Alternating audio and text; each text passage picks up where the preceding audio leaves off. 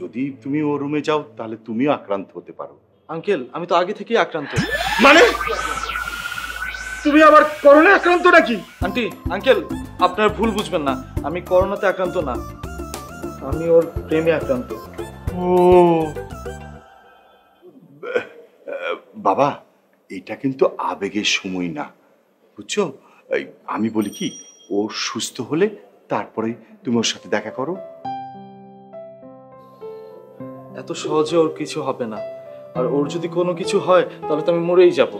আর এমনিতেও আমি ওর কোনো কিছু হতে দিব না। ও তাহলে আর দেরি কেন? যাও, ওই রুমে যাও, ও আছে, যাও। সত্যি আঙ্কেল, যাবো? আরে যাও। জি জি আন্টি, আমি যাচ্ছি। কেমনে ডেলিভারি দিছিলা তো এখনই প্যাঁচটা লাগাই না।